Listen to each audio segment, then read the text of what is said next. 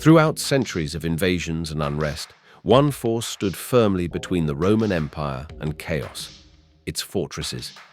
Built with precision and loaded with purpose, these strongholds weren't just protective walls, they were Rome's frontline intelligence, strategy, and strength all in one. These fortresses held the empire's boundaries with discipline, innovation, and grit. Soldiers trained, commanders planned, and enemies faltered against their walls. Inside, life beat with routine and readiness. Outside loomed the unknown. These ancient fortresses didn't just guard the edges of an empire, they sustained its heartbeat. Built for action and endurance, they shaped the rhythm of Roman power across continents. So today, let's uncover how Roman fortresses turned stone and strategy into the empire's strongest shield. How every wall, ditch, and gate worked in harmony to keep invaders out and Roman order in. Need for fortresses. The Roman world was one of expansion and conquest. As the empire grew, so did the list of foes eager to challenge its power. At its height, Rome faced threats from across rugged mountains, dense forests, vast rivers, and hostile plains. So the solution for Rome's leaders was clear. They needed strong, strategically placed fortresses. Roman forts served as defensive bulwarks that kept enemy forces at bay and slowed invasions until the armies could regroup. These man-made defenses acted as both a physical and a mental barrier for the invaders. Soldiers stationed at these posts not only observed enemy movement, but were also ready to sound the alarm at the slightest hint of trouble. The idea was simple. If an enemy could be stopped at the frontier, the heart of the empire would remain safe. This meant that fortresses had to be built at strategic gaps in natural barriers, near major roads, or at locations where an attack could potentially break through. So Roman generals and engineers collaborated to decide the best spots, using both nature and innovative design to plan defenses. Eventually, this method of combining physical structures with natural features gave the Romans a majestic edge in defending their territories. The placement and continuous upkeep of these fortifications were crucial for sustaining Roman control over diverse and sprawling lands. Planning and design of Roman fortresses. Now, Roman fortresses were not built by chance. Each one was the result of careful planning and rigorous design. The Roman military understood that every detail mattered. Thus, fortresses were more than simple walls. They were sophisticated structures that blended practicality with defensive might. The very layout of a Roman fortress was designed to slow the enemy's advance. Most forts were built with a square or rectangular layout. The walls, often built in a polygonal form, were sturdy and thick, and they featured towers at regular intervals. These towers became critical observation points. Soldiers posted in the towers surveyed the surrounding area and quickly signaled any approaching danger to the rest of the garrison. Inside the walls, the fortress was divided into clearly defined areas. There were barracks for soldiers, storage rooms for food and equipment, armories for arms, and even command centers where officers planned their next moves. Each section of the fort was connected by roads, ensuring that reinforcements could reach any point quickly. For example, if an enemy probed the outer defenses, soldiers could sprint along internal paths to meet the threat head-on. A notable design innovation was the use of multiple layers of defenses. Many forts featured not one, but two sets of walls, almost like an onion with several layers. If the outer wall was breached, an inner wall still provided protection until a final counterattack could be organized.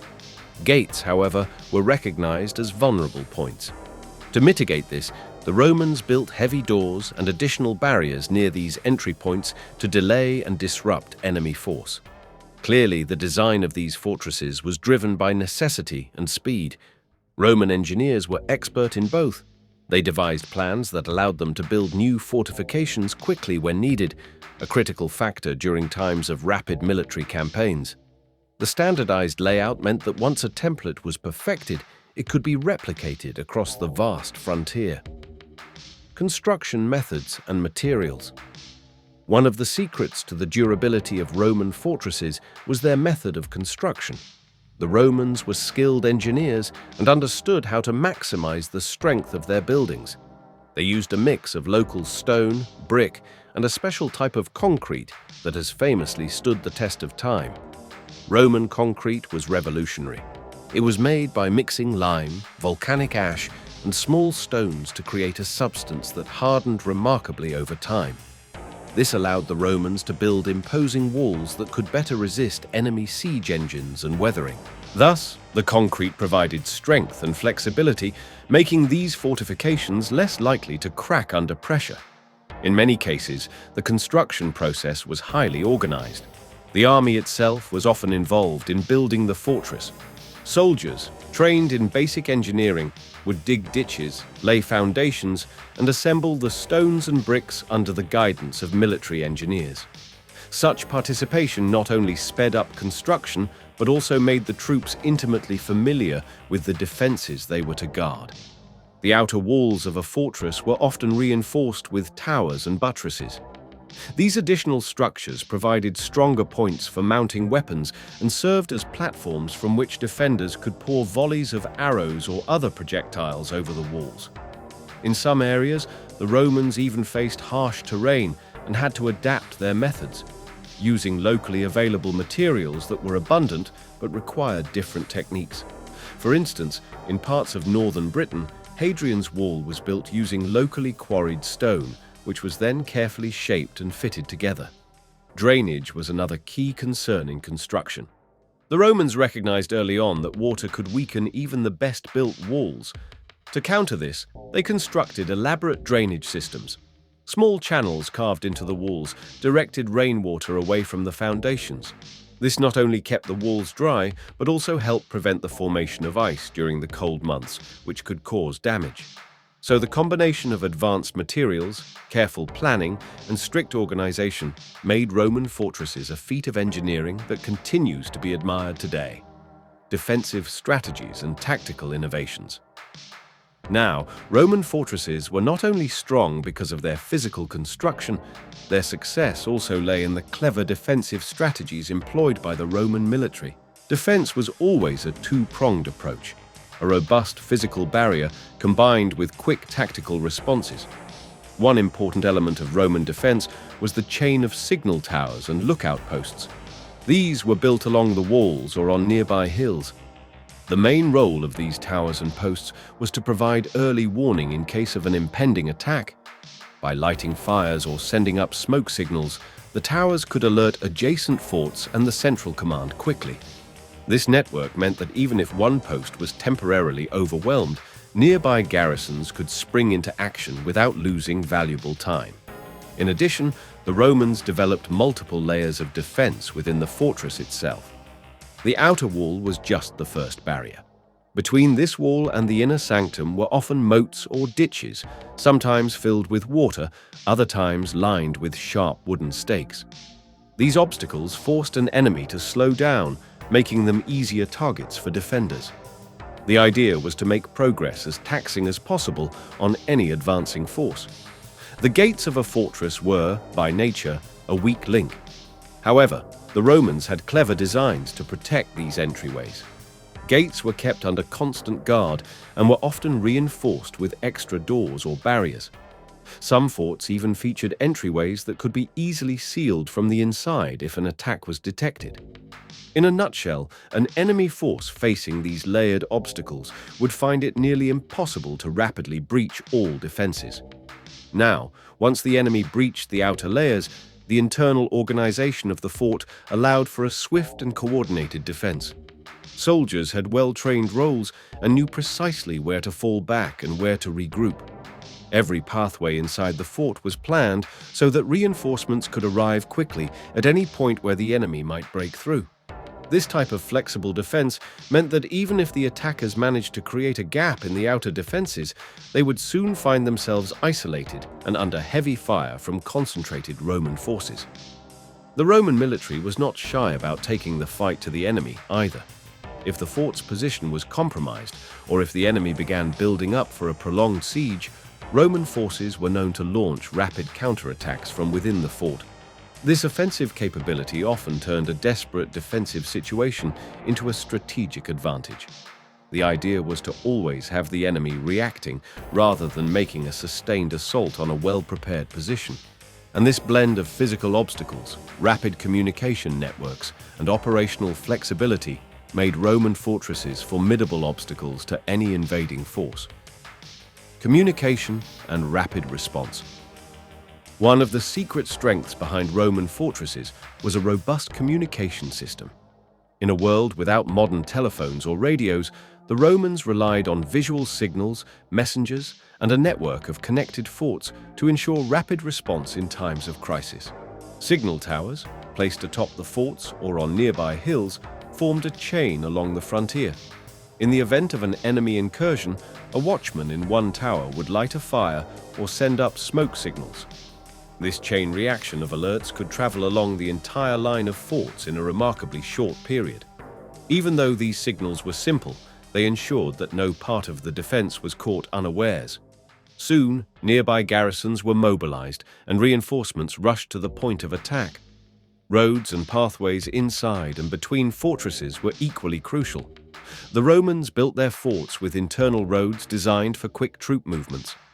In an emergency, soldiers could rally at a central point and then respond with speed to new threats. This system of rapid response was not only about moving legions quickly, but also about maintaining a constant flow of communication between command posts. Officers could pass on orders, request reinforcements, and coordinate a defense that was as fluid as it was resilient. Often, messengers on horseback played a vital role. These riders were known to cover vast distances at great speed, bringing word from one fortress to another and from remote frontier outposts back to central command. Their speed and endurance were legendary in their own right, and many Roman military manuals from later periods drew lessons from the clever system of courier networks developed by the Romans. This interconnection between fortresses meant that an attack on one outpost was never an isolated event. The entire network was built so that every fort could lend support to another. This meant that an enemy force, even if it succeeded in attacking one isolated location, would soon find itself facing a well-orchestrated counterattack from several fronts. Thanks to these rapid communication strategies, the Romans maintained a constant state of readiness. Use of natural features and integration with the landscape, moreover, Roman fortresses were always built with an eye on nature. The engineers did not just impose stone and mortar on the land, they worked with nature, using its natural barriers as part of their defense. This made the forts even more impregnable when compared to mere stone constructions. Many fortresses were built on high ground. Elevated positions offered a natural advantage. The enemy would have to face steep inclines and exposed positions to attack. From these heights, Roman soldiers had an excellent view of the surrounding terrain, as well as could detect enemy movements even before they came within close range. Mountains, hills, and ridges were all used to amplify the effectiveness of the fortifications. And in this way, even a simple hill could become part of an intricate defense system. Rivers and streams were another valuable asset. In many cases, a river running along the edge of an empire's territory acted as a natural moat.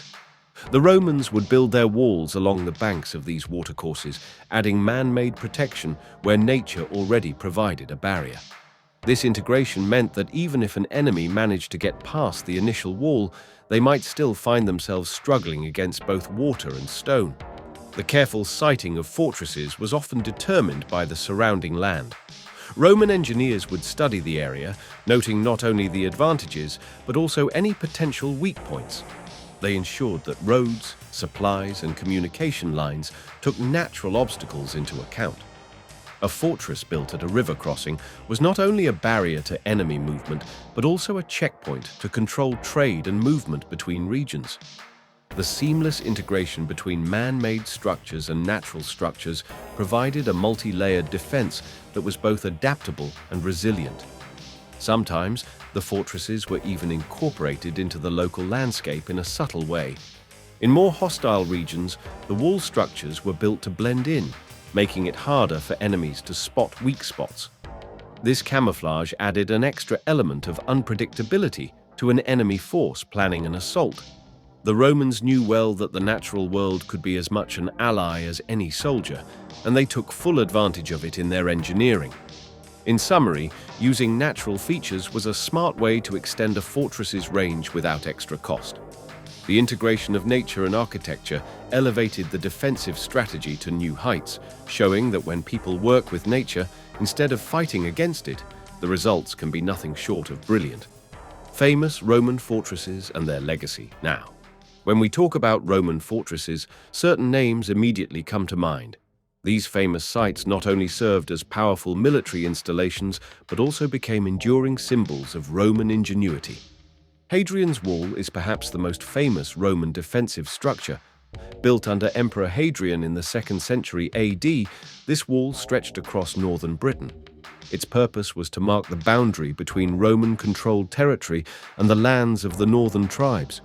More than just a wall, Hadrian's Wall was lined with forts, mile castles, and towers that allowed for constant surveillance and rapid response. Today, its ruins tell a story of construction excellence and military prudence. Another notable example is the Antonine Wall. Located further north in Britain, this wall was built to extend Rome's frontier beyond Hadrian's Wall at its height. Although it did not endure as long as Hadrian's Wall, the Antonine Wall represents the flexibility of Roman military strategy and their willingness to push defensive limits when the situation called for it. In continental Europe, fortifications along the Rhine and Danube served as critical checkpoints. These fortresses were built with the aim of controlling trade routes, monitoring troop movements, and defending the empire's vast and varied borders. Sites such as Vindolanda in Britain and Dura Europos in the east not only played military roles, but also became centers for cultural and economic exchange. The architecture of these frontiers has influenced military thinking for centuries. Modern defense planners study the layout and operation of these ancient works to learn lessons in rapid response, layered defense, and the use of natural terrain. The Roman approach shows us that a well-placed fortification, combined with swift communication and flexible tactics, can render an invasion near impossible. Role of fortresses in sustaining the empire. So, Roman fortresses were more than passive barriers. They were key in sustaining the empire's control over an ever-expanding territory. Not only did they provide security from raids and invasions, but they also functioned as administrative and logistical hubs. In times of peace, many of these structures turned into thriving centers where commerce and culture merged with military discipline. Fortresses were connected by a network of paved roads. This infrastructure allowed not only soldiers but also messengers and traders to move quickly along the borders. This constant movement helped stabilize far-flung regions by ensuring that the hand of Roman order was always present, ahead of any potential trouble. The roads, the forts, and the active military units all formed a network that was as dynamic as it was permanent. Inside the fortresses, the mix of military and civilian life often transformed them into focal points for local development. Areas around the forts would sometimes grow into towns with local markets, bathhouses, temples, and artisan workshops. Thus, a fortress was not an isolated military outpost, but rather a seed for urban growth. The security provided by a well-defended fort attracted merchants and families, leading to culturally mixed communities that reflected the diversity of the Roman Empire. This combination of military defense and social organization is a lesson that has resonated through ages. The example of the Roman fortresses demonstrates that lasting empires are built not solely on force, but on the ability to integrate security with support for day-to-day life. A faceless wall or tower becomes a lasting symbol when it is also the heart of a community, ensuring that peace and prosperity can flourish even in uncertain times. Additionally, the enduring influence of Roman fortifications has been noted by historians and architects alike. Their strategic placement near natural barriers, their use of advanced construction methods, and the constant vigilance of their